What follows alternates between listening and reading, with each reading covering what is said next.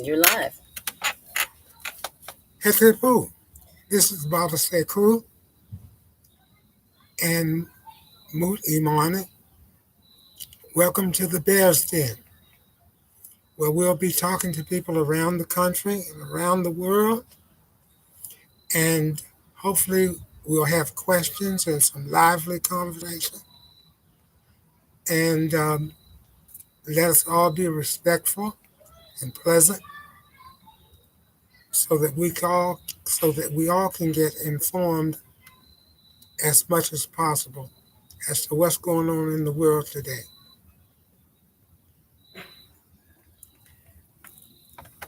Like I said, my name is Baba Sekou. I have a BA degree. My name is Baba Sekou. Keep going. Just to let people know something about myself, I have a BA degree in sociology and minor in political science. So hopefully I'll be able to answer some questions that people have. If I can't, my wife may have answers that I don't have, or someone else that's listening might have an answer to the question. But the purpose of this live broadcast is to get ourselves as informed as possible.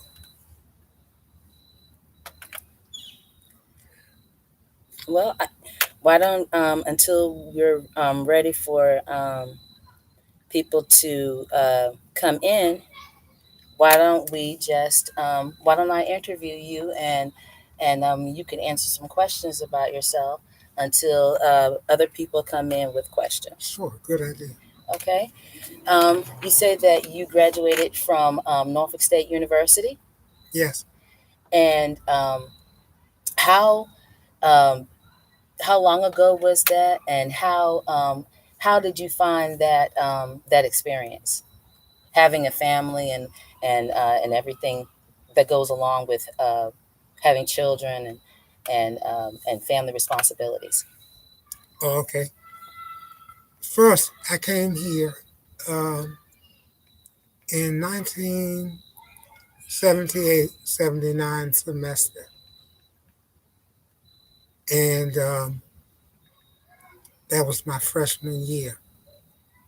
So um, that was a good experience. It was fun.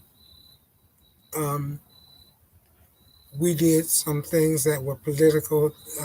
People that joined the group that I was a part of. Mhm. We did some things that were political, um, like organized against the Klan, who were having a rally on the Virginia Beach Chesapeake border. Mhm. So we did that, and then from 1978 to 82,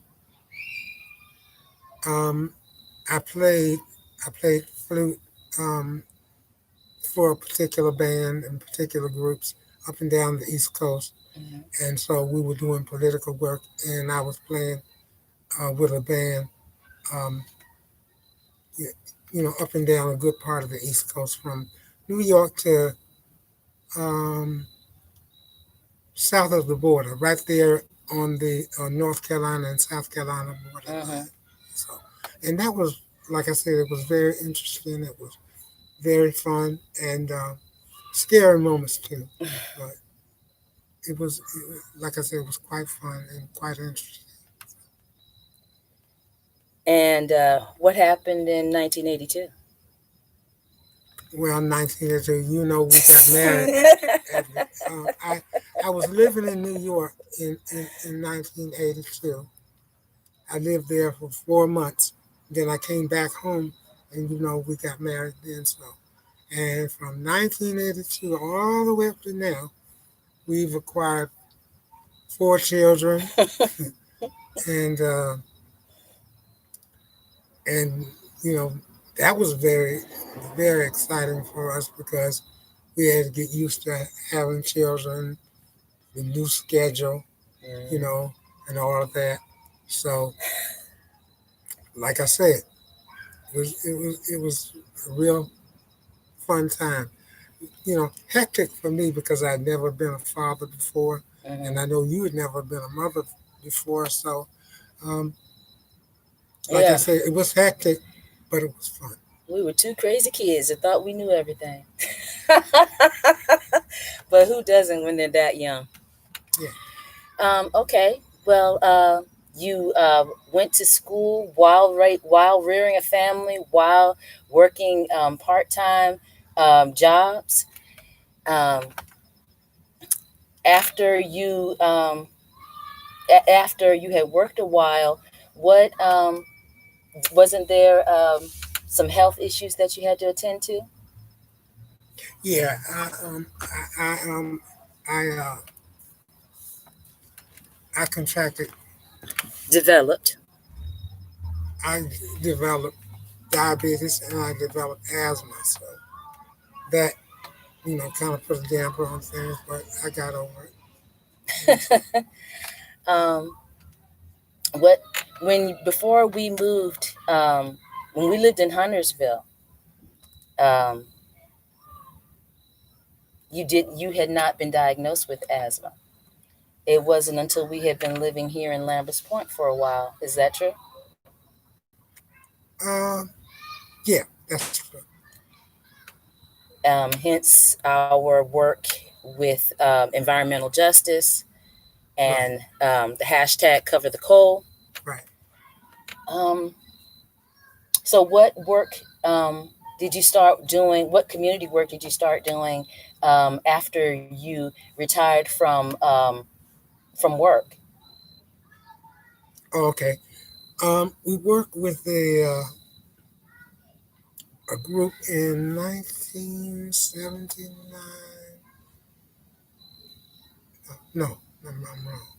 In 1982, Mm-hmm. we worked with a group called Committee Against Racism and Apartheid, Mm-hmm. where we were working directly concerning the anti-apartheid project. And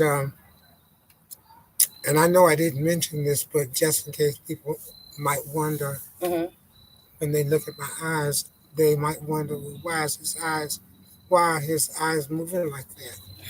And that's because I was born blind. I was born with cataracts, and I was premature. So they put me in the incubator for 5 months. So the overexposure to oxygen is what caused me to be blind as well as cataracts. So, Mm-hmm. and I have to let people know this because I met a, a white woman that told me that they knew that oxygen, overexposure to oxygen would kill the nerve cells. They knew it 20 years before I was born. So, That's that's one of the effects of systemic racism back in the 50s, 60s, 70s, and even presently today. sure, where I'm from, I'm from Hampton, Virginia. So, in Hampton, just to clarify what you're saying, Hmm. the name of the hospital where I was born, Back in not where, not 1957. not where I was born, but where I was transported to, because actually I was born on my grandmother's front porch. That's where I was born. 2 months But premature. yeah, And and then then you were transported to uh, Dixie Hospital. Dixie Hospital in Yeah, Hampton, Virginia. yeah. So when you talk about racism, that name of that hospital connotes that. Yes, yes.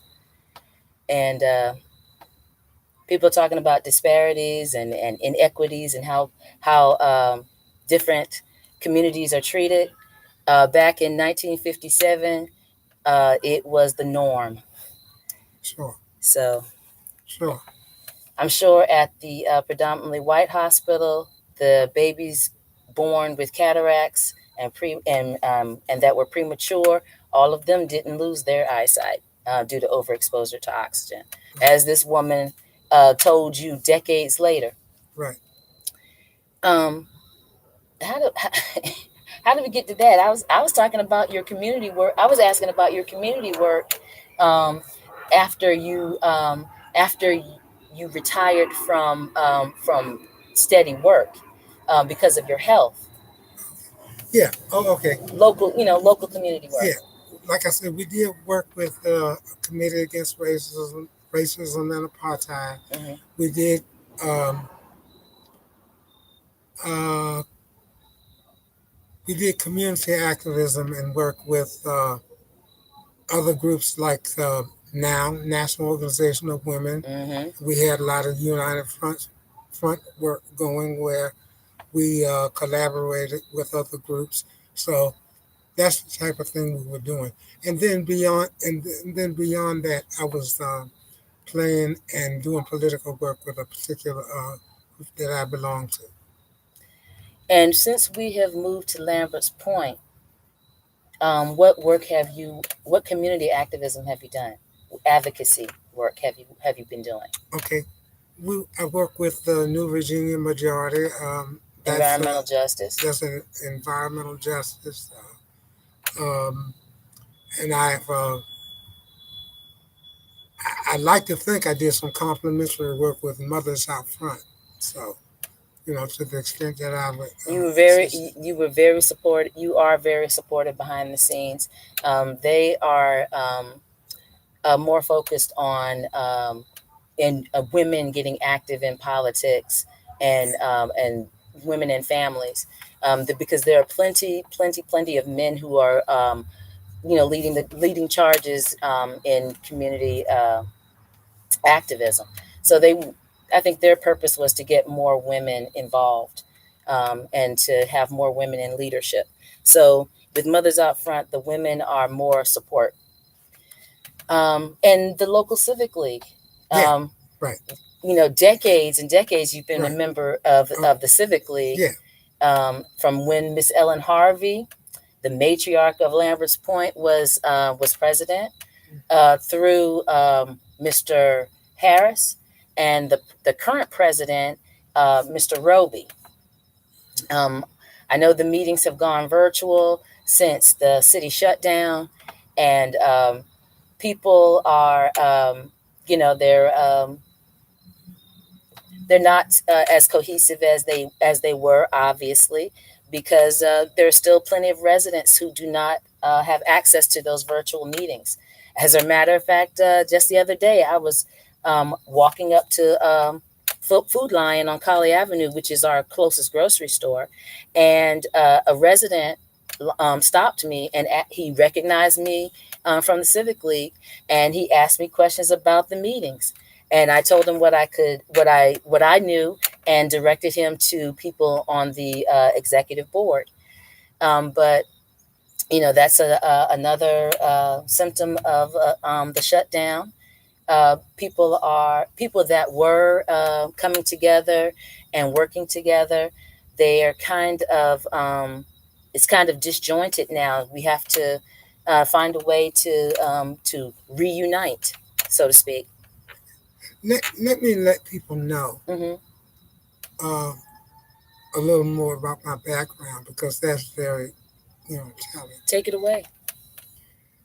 Um, when I went to school, I was 5.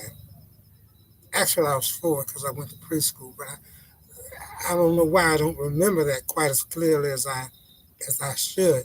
But I remember this one lady, Miss Scott, who was a speech pathologist, Hmm.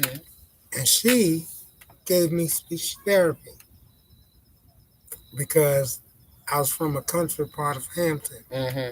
and I guess my mother thought that I didn't speak well enough, so she gave me speech therapy, and that improved my speech and got me a lot of praise from my mother because she liked the fact that I could speak well. And my grandmother was like that too. She was a wordsmith. But I Hmm. went to the School for the Blind from um, 1962 to 72. Hmm. Then I transferred to public school because then it was a new time because that was the age of what they call um, that was an age where they called Inclusion. inclusion. Yeah, Mm-hmm. and so I went from 1972 till I graduated, and then um, but I was always doing a lot of political work, talking to children in my class or my classmates, Mm-hmm. and so that caught the attention of the teachers and the administration. So I was under a lot of pressure through school to conform and to back off the politics. But you know, I was listening to people like Dick Gregory, my first teacher, Mm-hmm. Dick Gregory. So he inspired me. He cultivated me because I read everything I could read by him. If there's someone read that someone would read to me, or I would listen to his lectures on record album. Mm-hmm. I was the one. I was always in my brother's albums because he was going to college 4 years older than I was. So he had all kinds of albums because he was in a record club. So everything he got by Dick Gregory, I listened to. So Well, you mentioned Dick Gregory. Who else were uh, in politics or history influenced you? okay, well Malcolm X, Yes. Martin Luther King, Yes. you know George Jackson, Yes. uh, Geronimo Pratt, Mm-hmm. Pratt, Rochelle McGee, Okay. Fleeta Drumgo, Say that again. Fleeta Drumgo. I don't think I've heard that name before. Yeah, he went to Soledad Prison with Brother George. Oh, okay. It was So I'm gonna have to reread that book. Fleeta Drumgo, Rochelle McGee, and uh, and George Jackson, and some other people too. What if you could name one aspect about those people that resonated with you? Just one thing. What would be the most impactful thing for you? Honestly speaking, Yes. the fact that they were Marxists. Well, and what is it about Marxism? Or today we more CP call it scientific socialism. Yeah. Well, the thing about Marxism or scientific socialism is that it is an objective science that, if put into practice, it can change the world for the better across the board. And that's going to take time to do, but it can do it if we work at it. If we work at getting it right, like we get other things right, like that we want to be a part of. Well, current science and even science of the recent past, often they spend a lot of time quantifying and categorizing things that are basic common sense to our ancestors and ancient people. So, what we're calling scientific socialism today, um, probably back then was called communalism or a variation of communalism. Actually, What I it, call it, the village it's, mentality. it's an evolution Yep. from it's an evolution from primitive communalism and all those other things that come after it that have to do with the way things develop. That's the word I was searching for. Evolution. Yeah.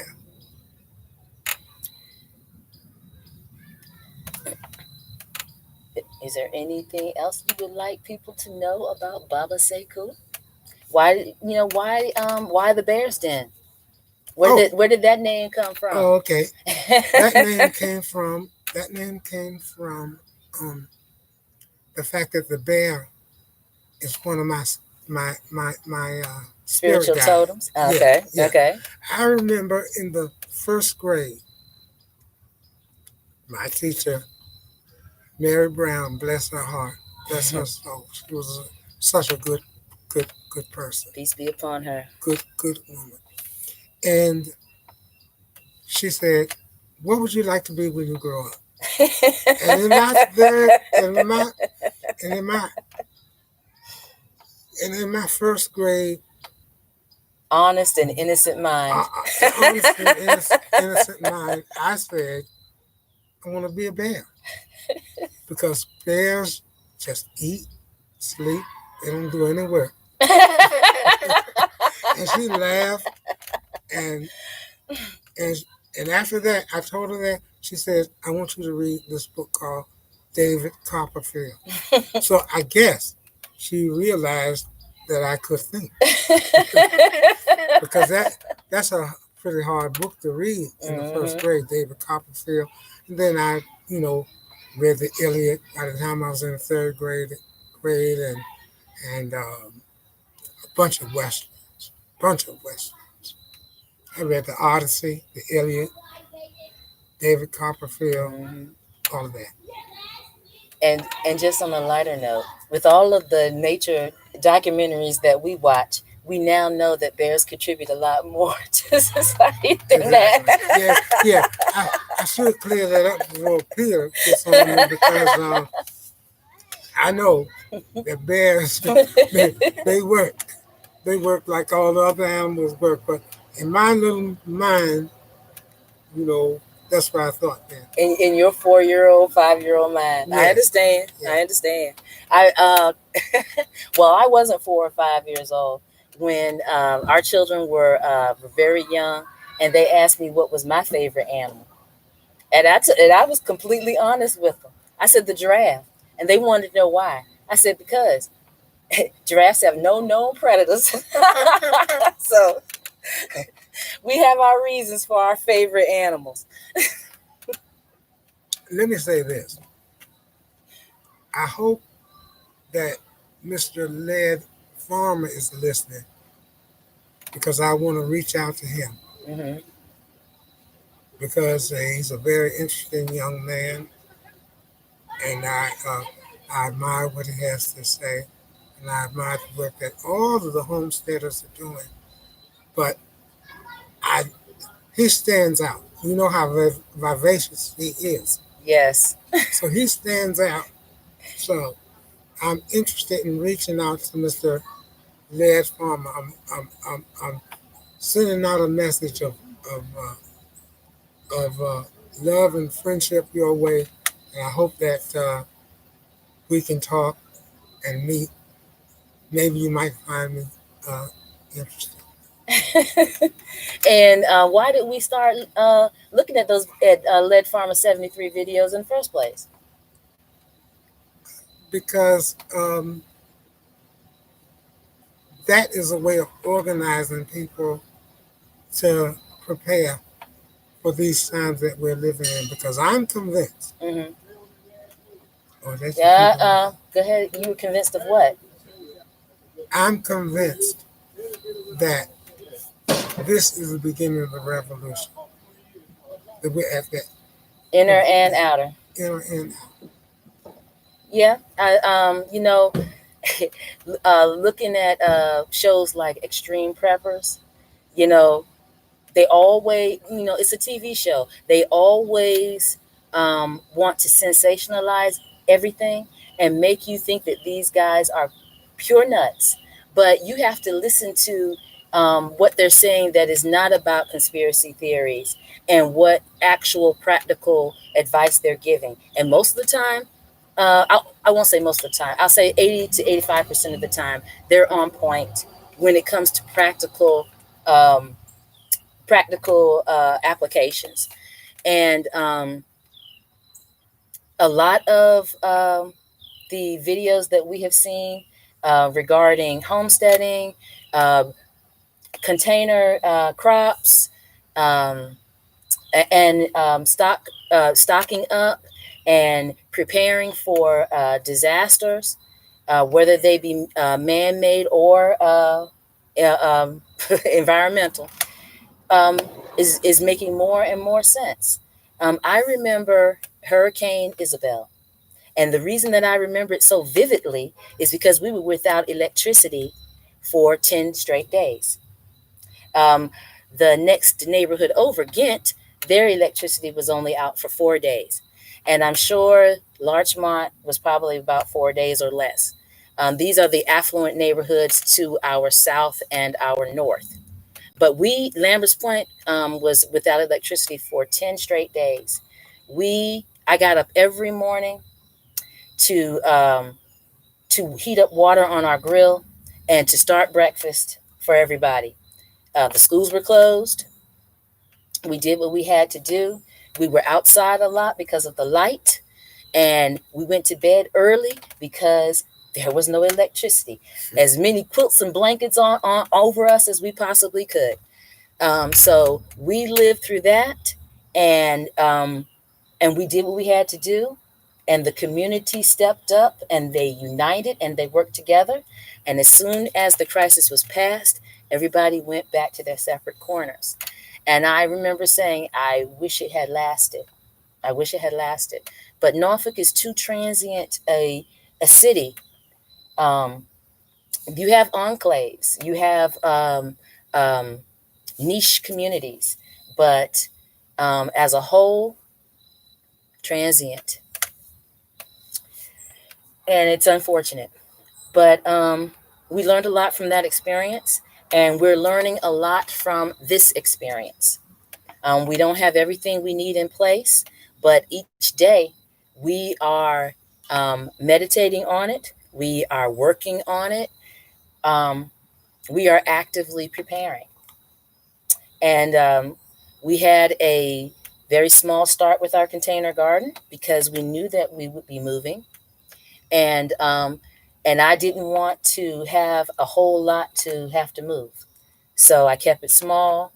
But when we get to where we're moving to, and we have space in front of on the stoop, or if we have a backyard, or if we only have windowsills, I'm going ham.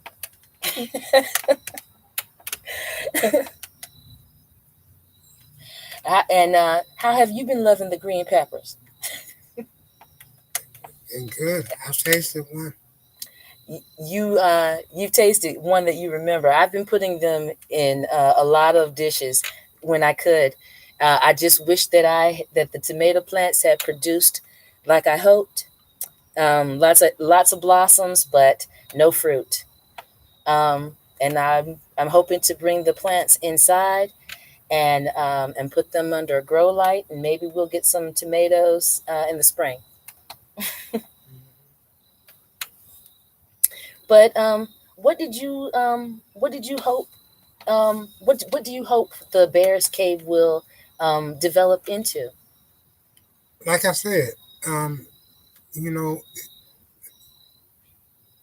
I hope it. I hope it develops into a conversation space. I guess that's the best way to put Hmm. it. A conversation space where people can talk about what's going on in their communities, and people can have some lively conversation, and and and we can be as informed as possible during these times. And we're not going to allow anyone. What do you call them? Cheese That's sandwiches. that's what Cheryl Lady calls Cheryl them. calls them. We're not going to allow any of those people to come in and disrupt the conversation and the exchange that we're trying to have, because this is to encourage people to be, aware of what's going on and informed so we can make better decisions. True that. True that. Um, well, we are extremely new to YouTube and really all social media. Um, Actively participating. On Facebook, I like and love a lot of other people's posts. Um, I'm always looking for inspiration. Um, I'm always looking for affirmations. So I like and love other people's posts, and I share often. But I really don't do a lot of posting of my own. Um, but like I said, this is the first time that we have been actively participating on YouTube, or any social media, and so we are. How often are you going to bring the Bear's Cave to us? Um, 2 days out of the month. Okay, 1 or 2 days out of the month. Okay. Is it going to be always on Tuesdays, or are you going to be like me and hit the button when the spirit moves you? No, it'll be on 2 Tuesdays out of the month. Two Tuesdays, 2 Tuesdays out of the month. Hold on, Kakai, we're live. All right. And it looks like I don't have any more questions. Is it? Was there anything else that you needed to add? No, just welcome to everybody that chooses to come. All right. Hopefully, we will. You know, the the city is no longer completely shut down, but we are still keeping to ourselves as much as possible. Really, and other than that, we have been staying on our stoop, in our driveway, or in our backyard. And perhaps when days were much warmer and brighter, we would walk the Elizabeth River Trail, and walk over by Knitting Mill Creek, and of course, always. Walking around the parking lot of the Lamberts Point Community Center, getting those steps in. Hashtag Girl Track. um, what's your thoughts on the as Lady Cheryl says, the bipolar weather? The this one day we're having a heat wave, and the next day, we're putting on our sweaters. Well, this is normal for us. Here in Virginia, Yeah, but it seems more extreme the last couple of years. yeah, but it's normal. Your last pearls of your last pearls of wisdom before we say goodbye to everyone. Um,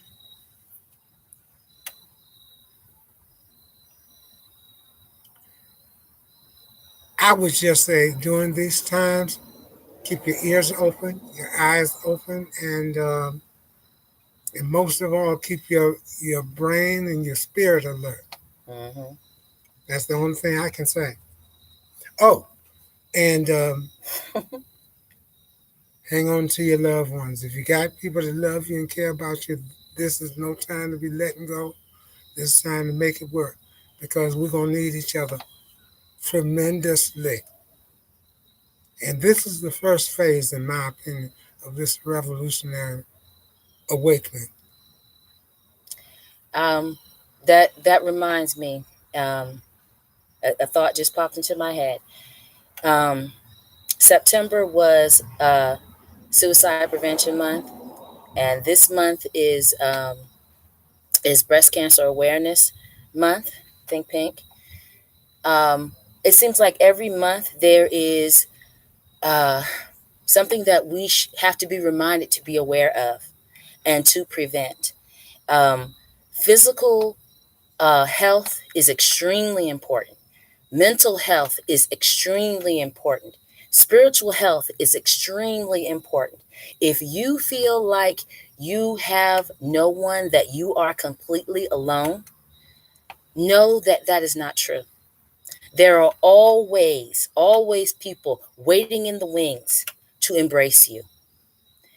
Reach out and touch us, because we may not know that you are in need. Um, Refuel families. is on Facebook and on social media. Reach out to them. Very, very, very dear sister Danny Murphy here in Norfolk and Virginia Beach. Reach out to them. Reach out to the national hotlines.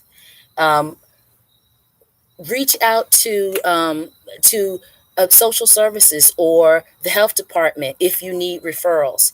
I can't keep them all in my head. But please do not sit alone and um, and marinate in pain and suffering and loneliness and hurt. Reach out so that we can embrace you. Let me add something here. Crisis counseling. I did it in college. Well, actually, I did it in college. Mm-hmm. So,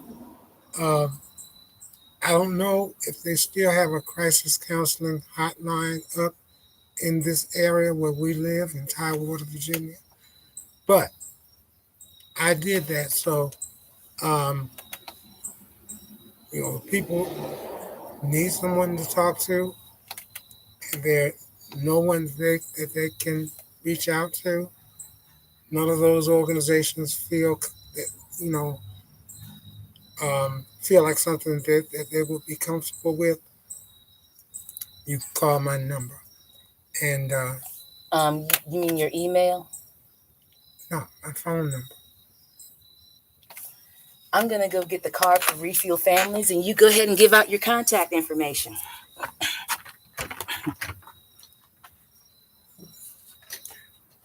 My phone number is 757-469-6915. Ask for Sekou, Sekou. I'm not a licensed therapist, but I used to do crisis counseling. So I can't give you any kind of professional advice, but I can, steer you in the right direction. If I don't know, we can find out. All right. And your story isn't over. These are the cards that Refuel Families distributed September 12th at an event that they had for Suicide Awareness and Prevention Month. And on the card, there is the number for the National Suicide Prevention Lifeline, 1-800-271-8255. So, like I said, reach out. Sekou, Well, close it up however way you like. I just want to thank everybody that That's that's watching the listening. replay. Yeah, that's watching the replay, and I want to thank everybody for watching it, and we hope to do many more, and hopefully we'll have some interesting discussions, and we'll all be the better for it. Thank you. We'll see you guys. I said I wasn't going to say that. We'll see y'all on another Tuesday in November. Thank you so much for spending some time with us. Peace and blessings. Much love.